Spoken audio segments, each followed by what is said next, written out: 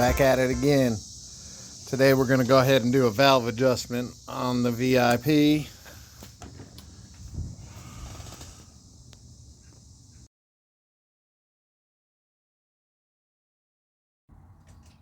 Alright, this part is going to be way different for me and you and everybody, but basically you got to remove your seat bucket and this plastic at the very least. You'll probably have to remove side panels or at least loosen them in the front. Mine's pretty easy. I got 2 bolts down at the bottom of my bucket, and I got a couple of screws holding these fishing pole holders on. So I'm gonna pop that off, be right back. All right, once you've got it opened up, next thing you're gonna want to do is go ahead and remove your spark plug. Pull that boot off there, and we will grab our trusty 5/8 inch plug socket, and we will take that plug out.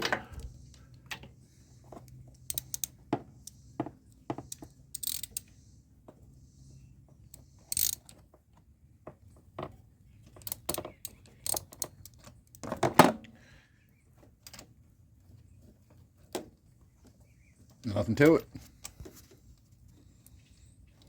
Okay, plug is out, and I don't know if I'm going to be able to get this, but this one's for you, Joe.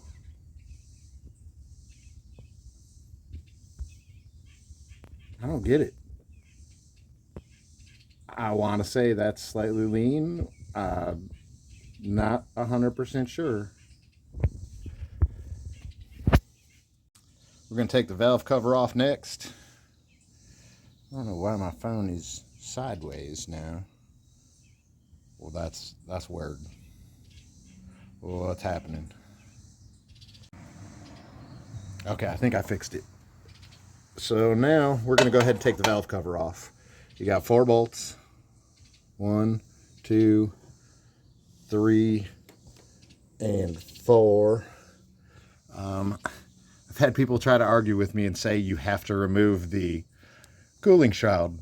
Nonsense. The cooling shroud goes along the lip of the head. The valve cover is designed to come off so that you can adjust your valves. So mine happen to be 8mm. There's 4 of them. There is a ground hooked up to this one here at the bottom. Yours may be hooked up here, or even over there, or possibly even somewhere else. But take note of whether or not you got a ground hooked, because if you don't hook that back up, you're in trouble. I'm horrible about misplacing, losing bolts and screws and whatnot. If you're anything like me, you might want to grab a cup or a magnetic bowl or something to toss your screws and whatnot into. I usually grab whatever's handy, and today it happened to be the valve cover itself. It's off. Those are the 4 bolts.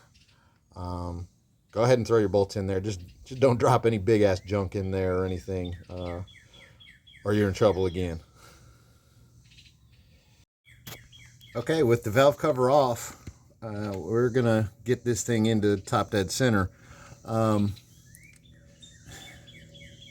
If your timing is correct, all you got to do is get your cam timing, and that will be your top dead center.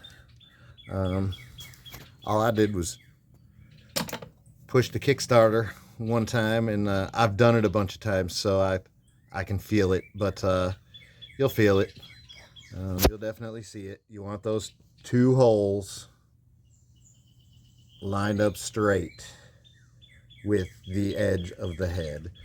And I tell you what, they're not going to be 100% lined up. You can tweak it around a little bit like that, but that's the correct spot.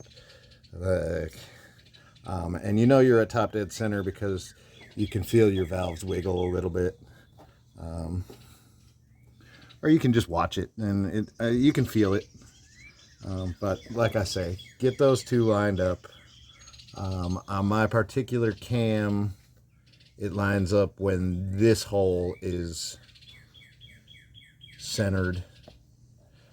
Sometimes there's a mark, so you want to verify that it's actually in top dead center, and the valves are moving, so it is. So they make these fancy little tools. I've got them, valve wrenches. I don't know, they're not so fancy, but they're designed to be used like so. Your valve's got two adjustments. It's got this nut right here that locks it into place, and then this is your actual valve adjustment right here. Move that in or out depending upon where you need it after loosening this one. These are designed to work like this. It's going to be hard to do with one hand on the camera, but you can loosen the outside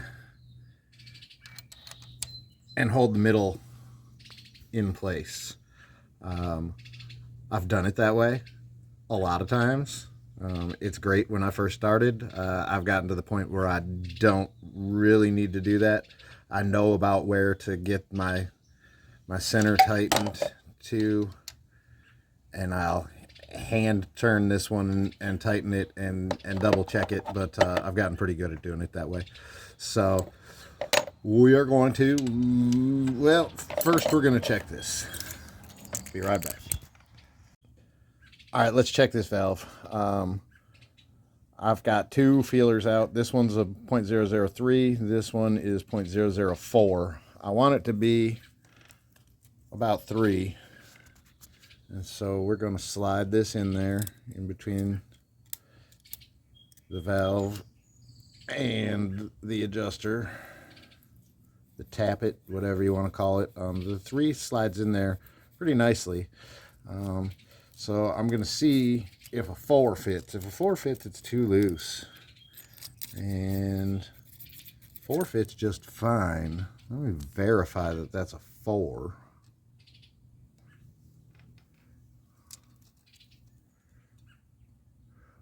Well, we started with 0.002, so I'm doing something wrong here.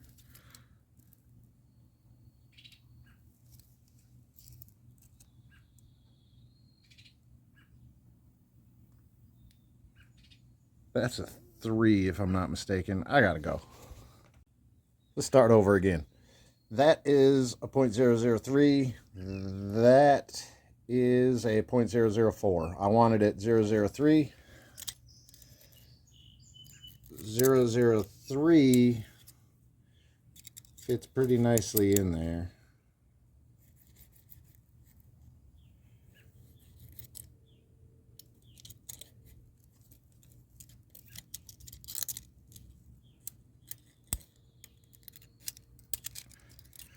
Wow, this is hard to video. Let's try this again. The one on the left is 003. The one on the right is 004. I want it at 003, so let's see how that one fits. Flip it around. Goes in pretty nicely. Let's try the 4. The 4 also goes in pretty nicely, so that tells me I'm a little loose. I want to tighten that up. So I'm going to loosen the locking nut.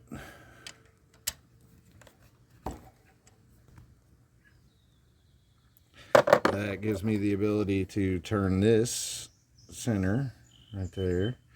And I'm going to stick my 003 in there. Everybody's going to do this differently. And I'm sorry, I can't get a camera angle on this.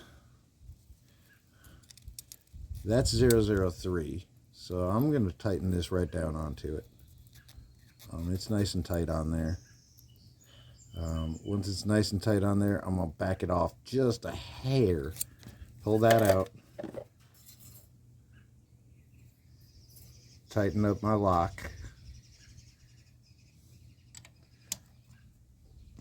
And give her a turn to tighten it. Grab my 003. Make sure it still fits in there and that it just barely drags a little bit. I can feel it and I can kind of hear it. just for the hell of it. Let's make sure the 4 does not fit. And the 4 does not fit. So that's good. I'm going to do the same thing on the bottom. There's no way I can video that, but that is how you adjust the valves on a QMB.